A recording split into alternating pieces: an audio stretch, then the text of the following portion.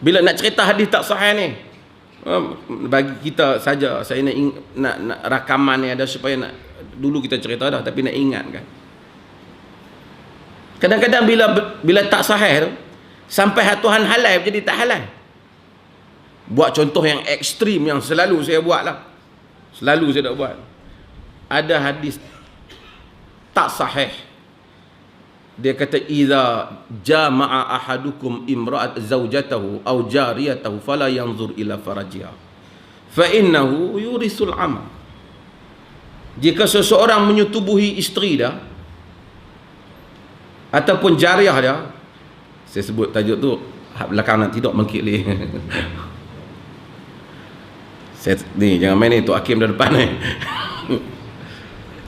Jika seseorang menyetubuhi isterinya, janganlah dia melihat kepada kemaluannya, kerana itu menyebabkan mewariskan penyakit buta. Semua dengar senyap, buta dah aku kali ni kata. Ni hadiah palsu. Tapi bila orang tak tahu, dalam kursus-kursus nikah, ustaz dia baca, pengantin muda-muda dengar terkejut. Allah, dia kata, habis dah segala cita-citaku.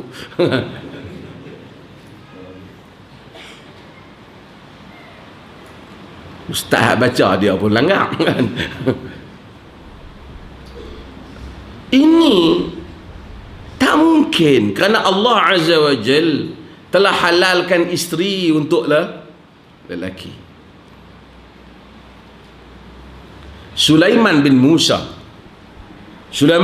ni anak murid kepada Atha bin Abi Rabah.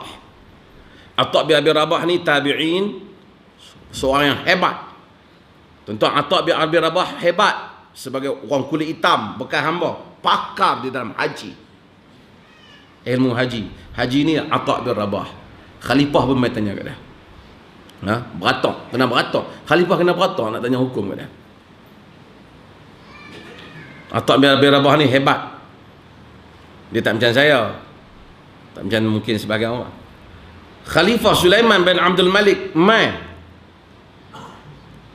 tunaikan haji daripada Syam. Tentera dia jangan tanya lah, masa tu khalifah kuasai dunia. Sampai-sampai dia tanya, siapa pandai haji? Dia kata Atha bin Abi Rabah, mufti haji di Mekah. Khalifah mai, Atha bin Abi Rabah alu-alukan khalifah. Dia tanya, Amirul Mukminin, nak tanya masalah negara, masalah kerajaan, pemerintahan ke apa? Sila. Ataupun nak tanya masalah hukum? Dia kata tak, nak tanya masalah hukum. Kalau nak tanya masalah hukum, kenapa beratok belakang, orang lain tak beratok lama dah. Khalifah kata, aku tak pernah kena buah ni. Dia panggil nak, kali pertama aku kena, melainkan yang tak ada ilmu ni beratok juga. Tanya, sebaik Khalifah bagus, kan? Tapi musammim, firm, stand firm. Atha bin Abi Rabah, anak murid, dia tanya Aisyah. Sulaiman bin Musa tanya Atha bin Rabah, bolehkah suami tengok kemaluan isteri? Pernahkah Rasulullah tengok kemaluan isteri dia? Atha bin Abi Rabah kata, aku pun pernah tanya Aisyah radhiyallahu anha, isteri Nabi. Tu faedah Nabi ada isteri ramai.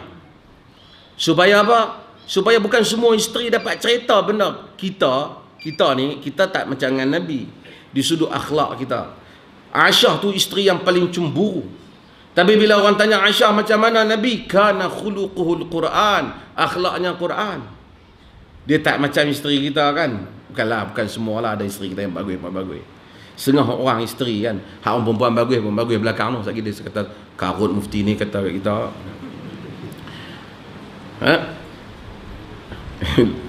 Kalau lelaki dia, suami dia kahwin tambah, nak kahwin tambah, tengok tu akhir depan ni dengan rojok dulu. Saya isteri dia kahwin tambah. Dia kata, macam mana suami kahwin lagi? Kita seorang pun jaga tak lepas nak kahwin pula, padahal jaga elok tu. Dia tak boleh, dia pukul rapat kan. Tapi Aisyah ni cemburu lah. Dia ni banyak cemburu Aisyah. Tapi oleh kerana tingginya kualiti akhlak Nabi tu, dia kata kana khuluquhul Quran. Akhlak Nabi Quran. Sebab tu Nabi kahwin banyak isteri, sebab isteri ni dapat meruayatkan benda yang Abu Bakar tak tahu, Umar tak tahu benda dalam rumah. Isteri boleh riwayatkan. Tapi kalau isteri kita riwayatkan semua kerja kita dalam rumah kita, jam. Hampa nampak bagus lah. Aku malas nak cerita kat mak. Macam mana yang mak dia? Tak apalah kata. Okey lah. Kana khuluqul Quran. Nabi tu nilai dia tinggi. Tanya Aisyah radhiyallahu anha. Tanya Nabi tengok, boleh pernah tengok kemaluan suami isteri? Aisyah tak kata lah, duk tengok selalu, takkan Aisyah jawab macam tu. Aisyah kata, kuntu aghtasilu ana wa Rasulullah sallallahu alaihi wasallam min ina'in wahid. Aku dan Nabi sallallahu alaihi wasallam mandi dari bekas yang sama. Fayubadiruni hatta aqula da'li. Kadang-kadang Nabi tu ambil air lebih sikit pada aku. Potong aku ambil air. Aku tertinggal sikit air untuk aku. Tinggal sikit air.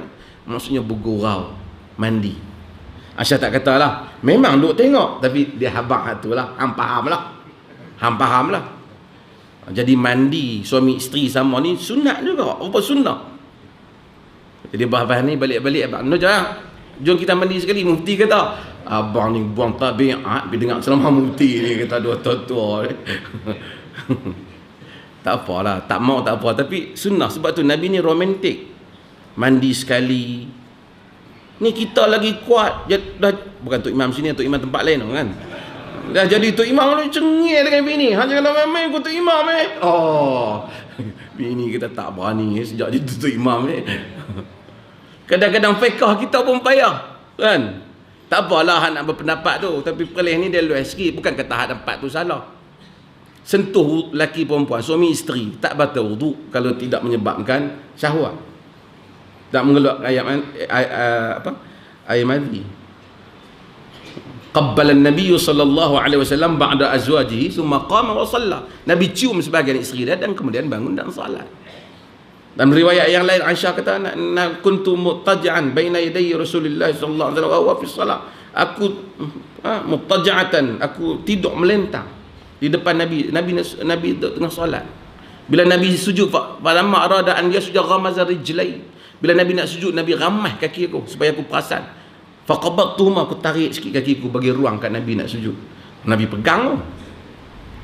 Satu hari Aisyah hilang Nabi, cari Nabi tak jumpa malam. Dalam riwayat tadi riwayat Bukhari, dalam riwayat Muslim cari Aisyah cari Nabi tak jumpa. Abah tengok. Tiba-tiba pegang kaki Nabi. Duduk tengah pacak. Wa huwa sajid, Nabi dalam keadaan sujud. Nabi kata, Allahumma inni a'udzu biridhaka min sakhatik wa bi mu'afatika min 'uqubatik wa bika minka la uhsi thana'an 'alaika anta kama athnaita 'ala nafsi. Ya Allah, aku berlindung dengan afiatmu daripada murkamu, dari hukumanmu. Aku berlindung daripada engkau, daripada dirimu, yakni tindakanmu. Tidaklah dapat aku ini menghitung pujian engkau itu seperti mana yang engkau puji dirimu. Aisyah pegang dah. Nabi dia kata, lah Aisyah, aku duduk tengah semayang, hang pegang. Nabi semayang. Tak apalah nak ada pendapat tu, tak apa, saya tahu pendapat tu. Biar saya Syafi'i pun bagi alasan dah. Tapi kita pakai tu lah. Tapi setengah orang bila dia pendapat sentuh batai ni, kadang-kadang dia cengih sangat. Ni aku lah kuat agama, nak tidur hanya duk pegang tu. Batai nak tidur kena ambil wudu. Isteri dia kata, pasal apa abang ke belakangan ni tidur bawah bantai tengah ni? Aku takut hang pegang, aku dari yak semayang. Abang zat kuat pergi masjid ni, tak seronok hai tak. So kita jadi, kalau tapi kita baca fiqh pergi luas sikit, pegang pun tak apa. Hak kata hak batai tu tak apalah, kita tak kata dia salah, kita sebut pandangan hak ni. Sekali duduk balik bertumbuk pasal tu pula. Tapi nak ceritanya bahawasanya Nabi Aisyah kata Nabi pun tengok macam mana yang hadis main sampai buta mata ni. Jadi hadis yang tidak sahih kadang-kadang memberikan makna yang tak baik. Tak baik pada agama. Kadang-kadang hadis itu dhaif tapi dia tak bagus. Dalam riwayat yang dhaif, kata Abdul Rahman bin Auf. Abdul Rahman bin Auf, sahabat Nabi yang paling kaya. Dia masuk syurga habuan, merangkak. Sebab apa? Sebab harta banyak sangat. Setengah orang dia baca hadis ni, bila dia berkata, terah Abdul Rahman bin Auf, Nabi jamin masuk syurga. Masuk syurga merangkak pasal harta banyak. Kita duduk dalam dunia orang Islam biar miskin tak apa. Bahaya kadang-kadang hadis ni. Salah baca. Dia tulis ad-dunya haramun 'ala ahli al-akhirah wal akhiratu haramun 'ala ahli dunya wad dunya wal akhirah haramun 'ala ahli Allah. Ni hadis palsu juga. Dunia haram kepada orang akhirat. Akhirat haram kepada ahli akhirat haram kepada ahli dunia. Dunia haram kepada ahli akhirat. Dunia dan akhirat haram kepada ahlullah. Maksud orang yang dekat dengan Allah Ta'ala, akhirat pun dia tak mau. Bukan kata dunia. Tu dia makam apa ni? Sedangkan Nabi duk doa, Allahumma inni as'alu ridhaka wal jannah. Ya Allah, aku minta redamu dan syurga. Idza sa'altumullah fas'alul firdaus. Apabila kamu minta daripada Allah Ta'ala, minta syurga firdaus. Mai dia satu falsafah, siapa semayang kerana teringat syurga, syirik. Tu dia. Sebab dia kata syirikkan Tuhan. Yang ni kita tak mau ni. Bukan kita larang orang ceramah, tak. Tapi kalau cerita sampai macam ni, dia bukan tak betul, gelong. Dia gelong sikit tayar, tahu tak? Dia mungkin niat dia bagus, tapi kesimpulan dia tak bagus. Agama kena jaga kualiti ni. Wallahu alam, saya buka sikit pada sesi soal jawab.